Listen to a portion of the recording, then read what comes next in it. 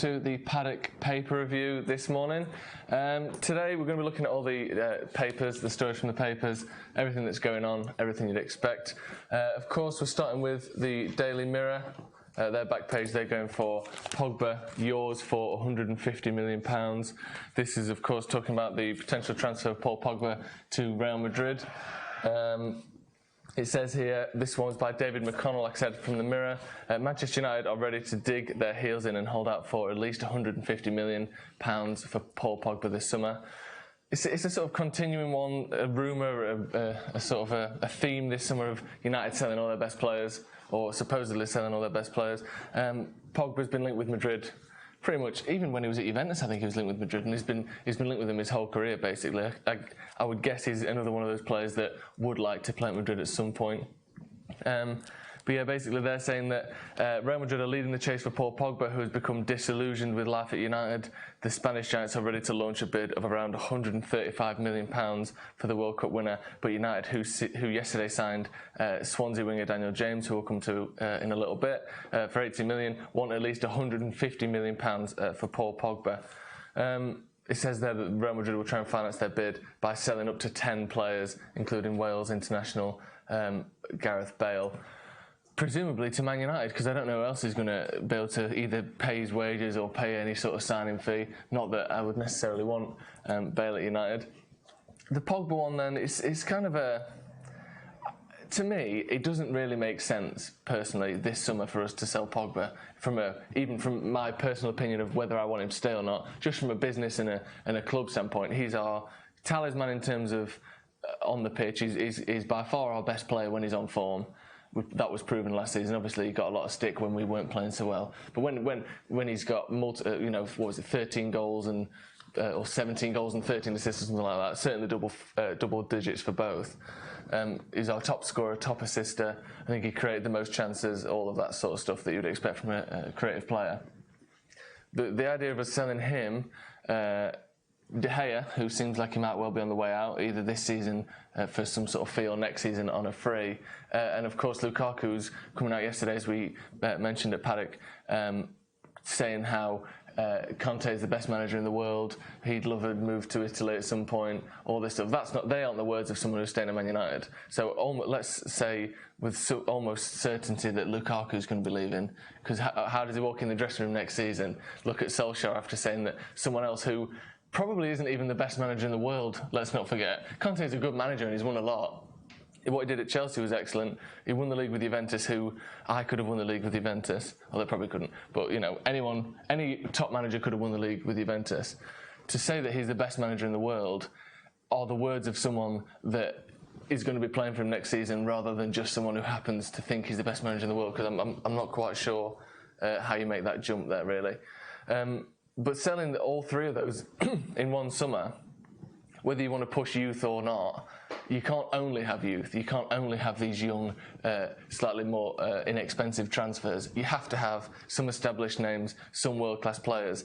And regardless of what you think of Lukaku's form last season, the goals he gets for Belgium, he scored 25 league goals for Everton. He scored 20-something or high teens for United in his first season. He's clearly a world-class player, or at least a world-class sort of talent.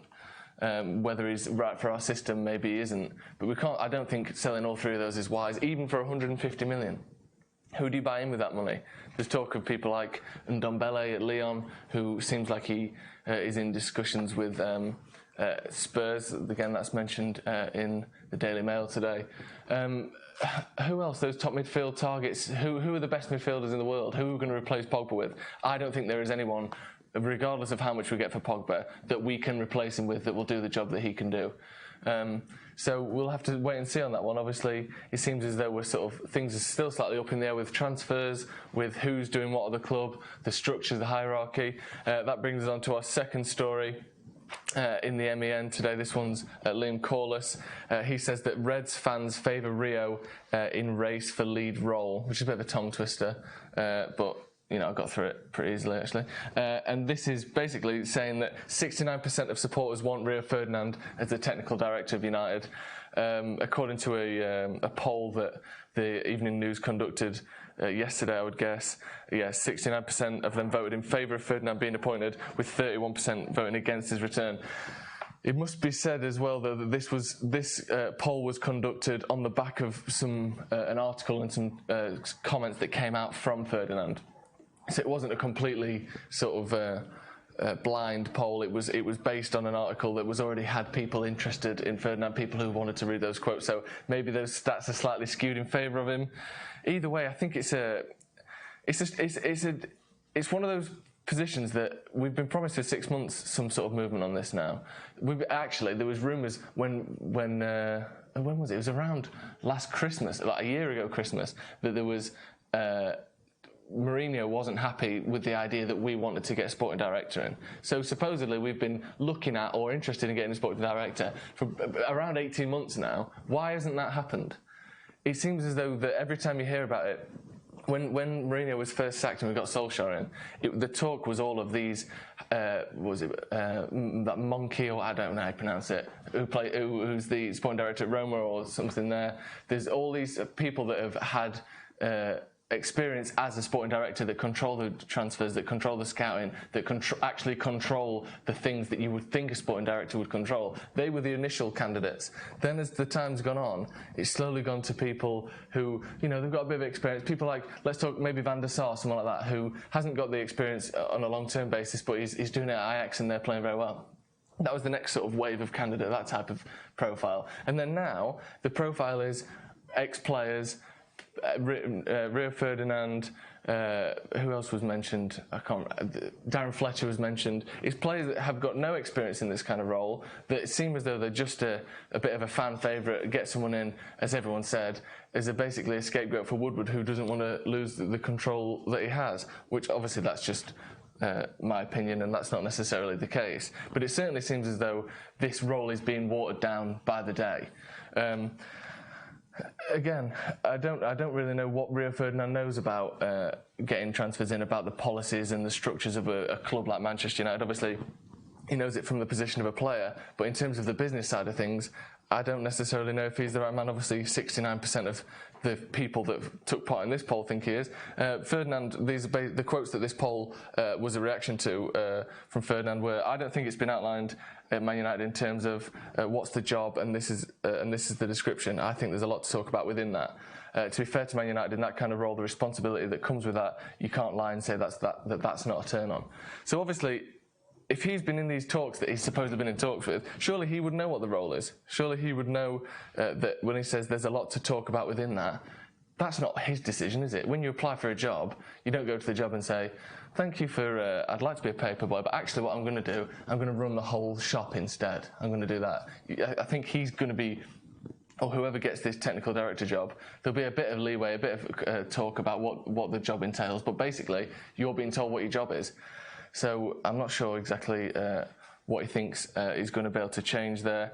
Again, what do you think to this? Obviously we're live today, so let us know what you think. Do you think that this technical director role is being kind of watered down by the day, that we've been promised one thing when Solskjaer was brought in, all the mood, everyone was flying high, get rid of Mourinho, the witch is dead, all that kind of thing. And then actually it's just sort of business as usual again, isn't it? We've got Solskjaer in and nothing's actually changing around him. Maybe that's what's happening. Maybe that's not what's happening. Maybe this was the idea all along.